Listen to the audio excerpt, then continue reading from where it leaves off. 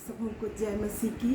Praise the Lord. मैं मन्ना channel में आप सबों का स्वागत करती हूँ और मैं प्रभु की दासी, एक साधारण सी दासी हूँ और मेरी सेवकाई जो है अपने बच्चों के बीच में, अपने घर में छोटे छोटे बच्चों के बीच में है। और मैं अपने परिवार में रोज़ शाम को आराधना स्तुति कराती हूँ उन्हें और वचन की शिक्षा देती हूँ।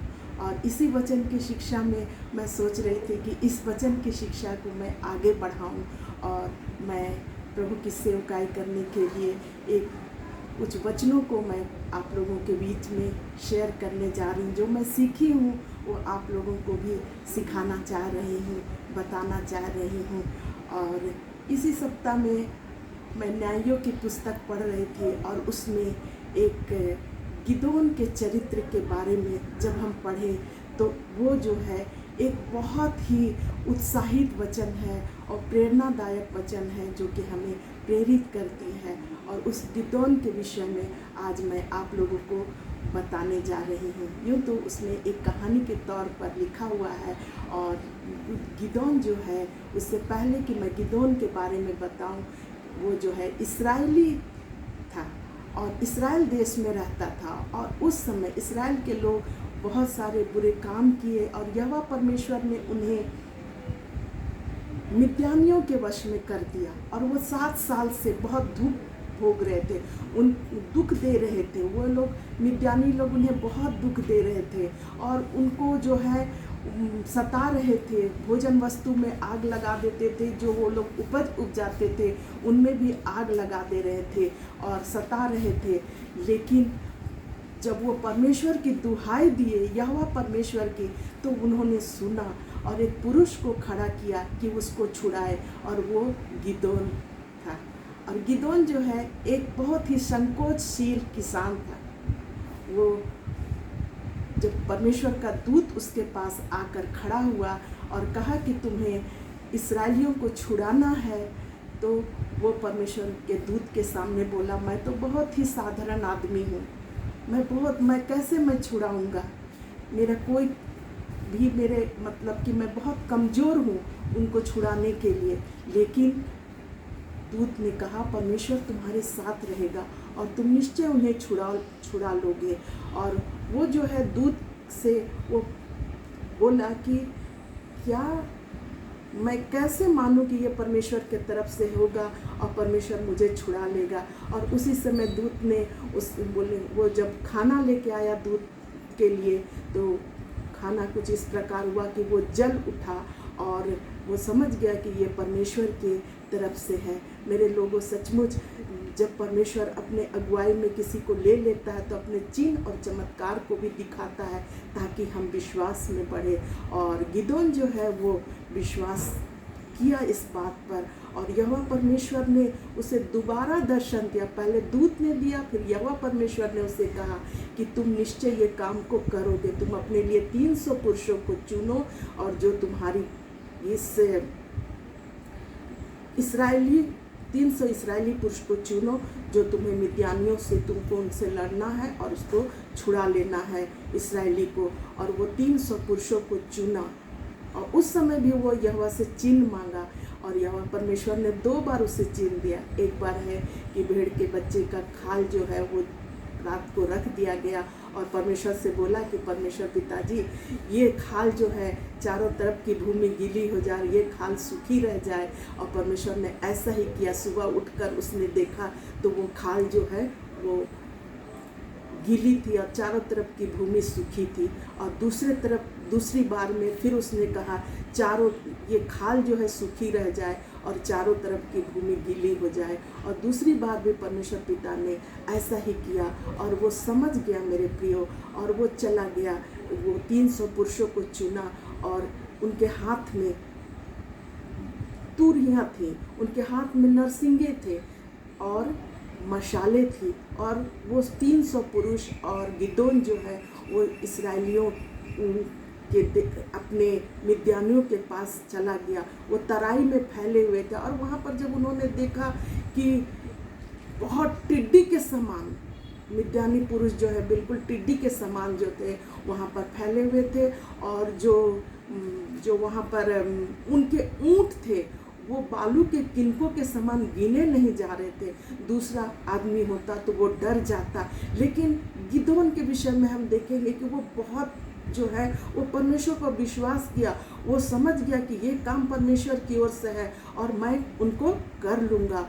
और वो अपने लोगों को तैयार किया कि जब उस समय नरसिंगा फूका जाएगा और तुम लोग अपने मशाल को लिए रहना जो कि घड़े के अंदर है, और जब परिक्रमा करेंगे हम लोग, जब वहाँ पर जाएंगे तो निश्चय प्रभु जो है छुड़ा लेगा। और ऐसा ही हुआ मेरे प्रियो, जब परिक्रमा, जब वो लोग मिद्यानियों के छावनी में गए और के पास गए और वहाँ पर विश्वास किए कि प्रभु उनके साथ है, यहोवा परमेश्वर उनके साथ है, तो वो उसी समय नरसिंगे को फूकने लगे। 300 आदमियों का 3 दल बांटा गया और तीनों दल में नरसिंगे जो है फूके गए और घड़े तोड़ दिए गए और मशाले जल उठे।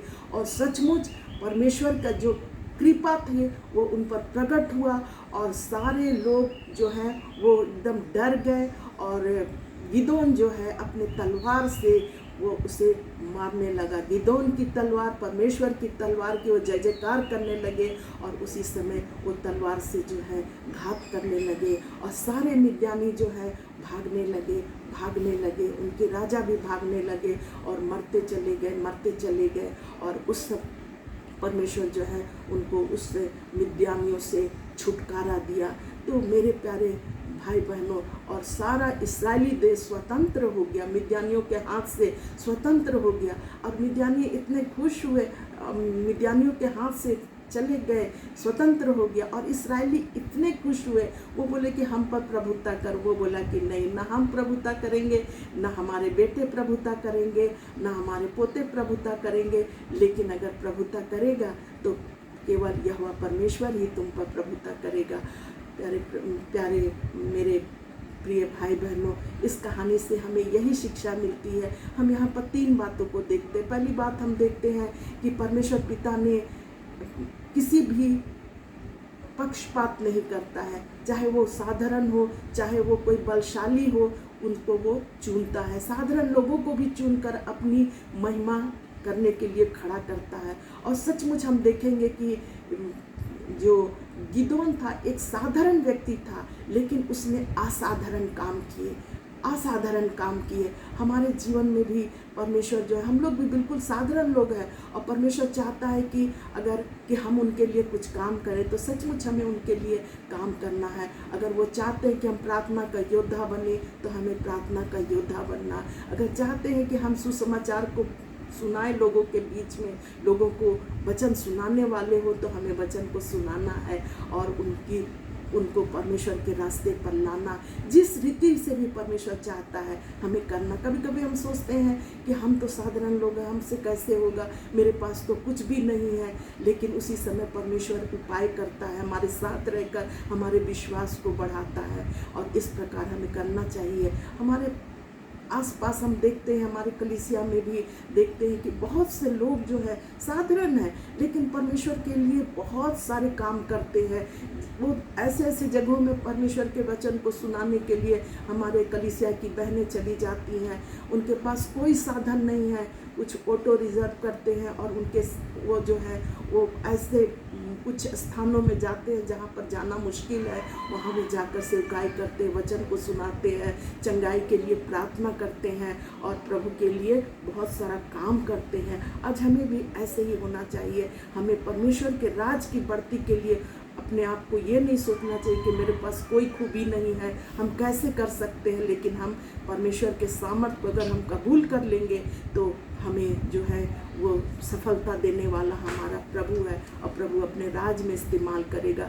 दूसरी बात हम देखते हैं कि गिदोन के चरित्र के बारे में कि वो एक आज्ञाकारी और विश्वासी, उसने परमेश्वर की बातों को आज्ञाकारिता से कबूल किया और विश्वास के साथ वो कदम आगे बढ़ाया। और जब वो विश्वास किया कि परमेश्वर उसके साथ है और परमेश्वर की अनुग्रह और सामर्थ्य उसके ऊपर आई और वो जो है इतने 300 पुरुषों को लेकर वो काम को पूरा कर दिया, वो मिद्यानियों को हरा दिया। और तीसरी बात हम देखते हैं उसके चरित्र की कि उनके हाथ में नरसिंगे थे, उनके हाथ में मशाले थे और तलवार था। सचमुच प्यारे प्रभु जी, प्रभु का हम धन्यवाद करते हैं कि उनके द्वारा जो है हम जो है अगर नरसिंगे रखेंगे, यानी कि स्तुति और प्रशंसा की भेंट हम लोग चढ़ाने वाले प्रतिदिन होंगे। और दूसरी बात है कि हमारी मशालें जो हैं वो जलते रहे, पवित्र आत्मा से हमारी मशालें जलती रहे। और तीसरी बात है कि हमें वचन, जो तलवार जो है वचन के समान है, उसका हम लोग को ज्ञान रहना चाहिए, हमें पढ़ना चाहिए, प्रभु से सामर्थ प्राप्त करना चाहिए, ताकि हम जो है इसके द्वारा परमेश्वर के राज की सेवकाई करें। और इस प्रकार जो है इसके चरित्र में 3 बातों को जब हम सीखेंगे तो हमें बहुत आशीष मिलती है। और वो आशीष जो है जो हम प्राप्त किए, वो हम चाहते हैं कि आप भी उन आशीषों को प्राप्त करें। हम जो है अपने आप को साधारण जो है, लेकिन हम परमेश्वर जो है हमें असाधारण रूप से इस्तेमाल करता है। हम जो है विश्वास में मजबूत होते चले जाए और आज्ञाकारी बने। और उसके बाद हम जो है देखेंगे कि हम हमारे जीवन में प्रार्थना और पवित्र आत्मा और वचन का ज्ञान होना चाहिए। और इन सब के द्वारा हम जो है आशीष प्राप्त करते हैं और आशीष प्राप्त करते चले जाते हैं। जब हम गिदोन के जीवन को हम देखते हैं तो एक वचन हमें याद आता है कि फिलिप्पी 4:13 में लिखा है, जो हमें सामर्थ देता है, मैं कुछ भी कर सकता, मैं सब कुछ कर सकता। प्रभु यीशु मसीह हमें सामर्थ देते हैं और उस सामर्थ के से ही हम सब कुछ जो प्रभु चाहता है हम कर सकते हैं। और एक वचन को हम लोग देखेंगे कि प्रभु, वो वचन है कि हमें कहता है जो कुछ भी करो वो तन मन से करो, ये समझ कर कि हम मनुष्य के लिए नहीं, हम परमेश्वर के लिए करते हैं। और परमेश्वर जो है, जब हम लोग ये भावना लेकर करेंगे तो हम लोग सचमुच प्रभु के लिए इस्तेमाल किए जाएंगे, उसमें बने रहेंगे। और आज बिल्कुल समय नज़दीक है मेरे प्रियो, और हम जिस भी रीति से हमें सेवकाई करना है, अगर वचन के द्वारा करना है तो वचन के द्वारा करें, अगर हम प्रार्थना के योद्धा बन के करना है तो हम प्रार्थना के योद्धा बने। और जिस रीति से अगर किसी को दान देने का दान मिला है तो वो दान देकर लोगों के बीच में सेवकाई करे, जैसे भी बन सकता है। चंगाई की सामर्थ है तो चंगाई के लिए प्रार्थना करे और प्रभु की महिमा करे।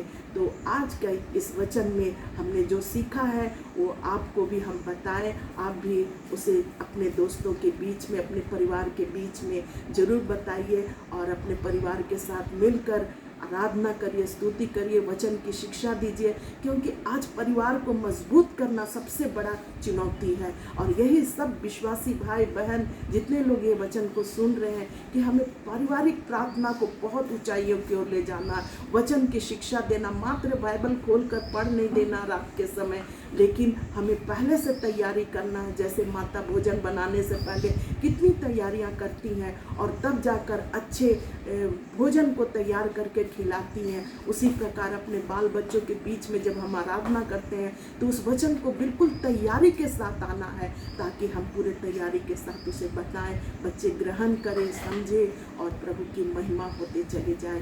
तो प्रभु जो है इस छोटे से वचन पर आप लोगों को बहुतायत के साथ आशीष दे, आपके घर परिवार को आशीष दे, आपके बाल बच्चों को आशीष दे।